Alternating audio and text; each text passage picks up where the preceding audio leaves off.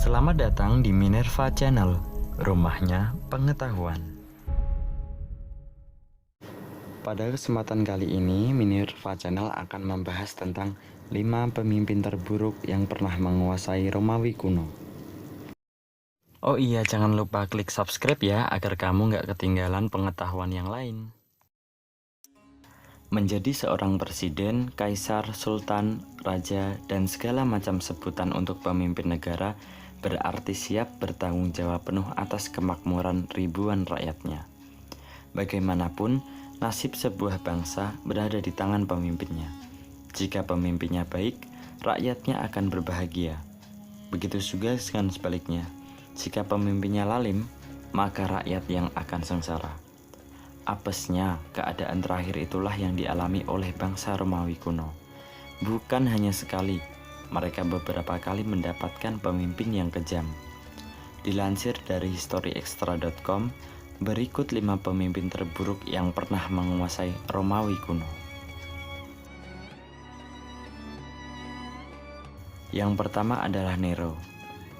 Lahir di Italia pada tanggal 15 Desember tahun 37 Masehi, Lucius Domitius Ahenobarbus atau yang dikenal dengan nama Nero adalah pemimpin dari kerajaan Romawi yang memerintah cukup lama, yakni dari tahun 54 Masehi hingga 68 Masehi.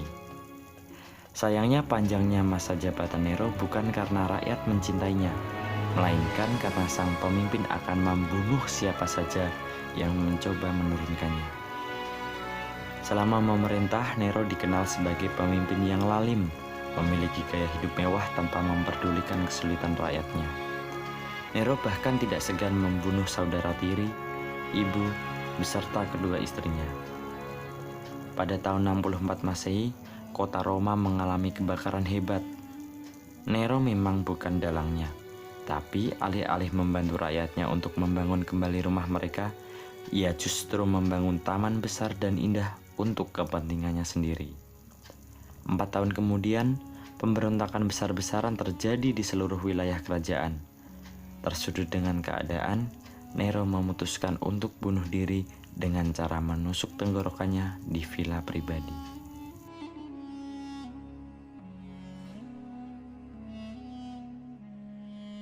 Yang kedua adalah Caracalla.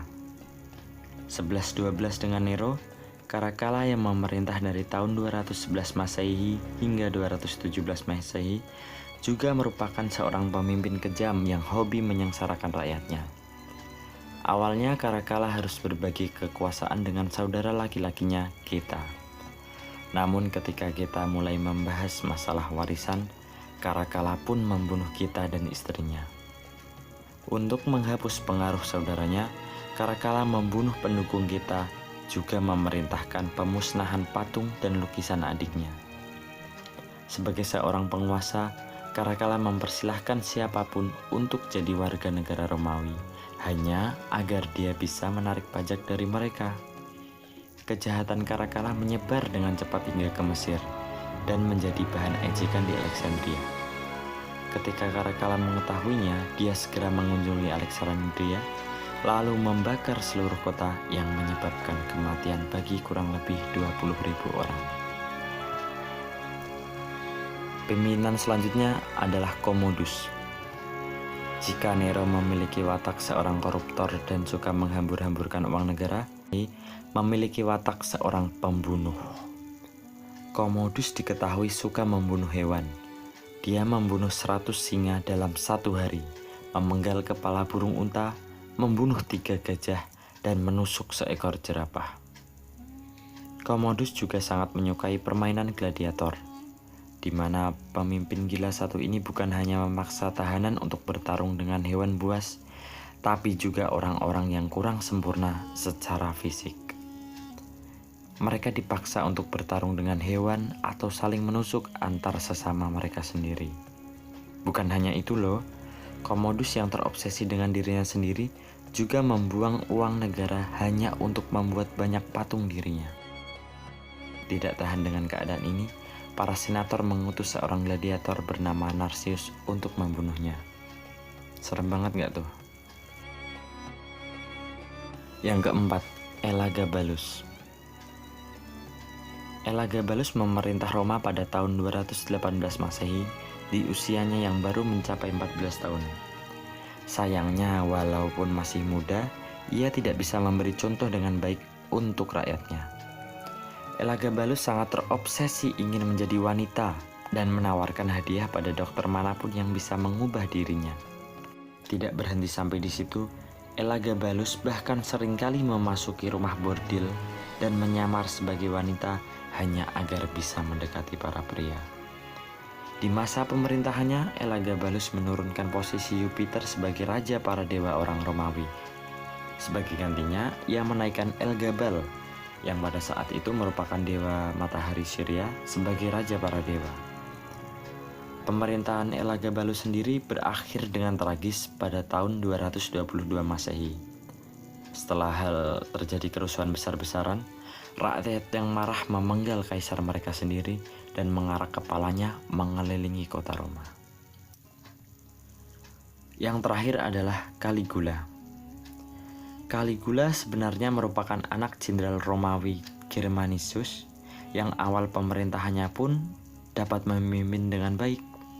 Sayangnya, pada 7 bulan setelah memerintah, Caligula terjatuh sakit. Penyakit inilah yang membuatnya berubah drastis.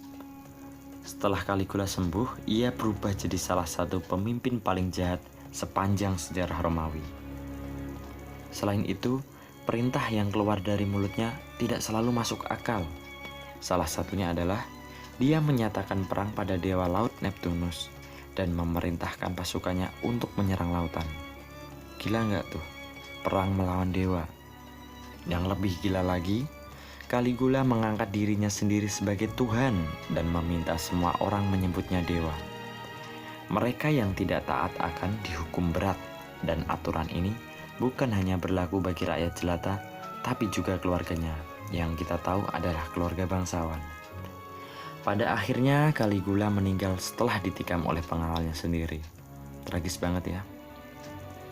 Entah apa ya yang ada di benak 5 pemimpin terburuk ini hingga tega menyengsarakan rakyatnya sendiri.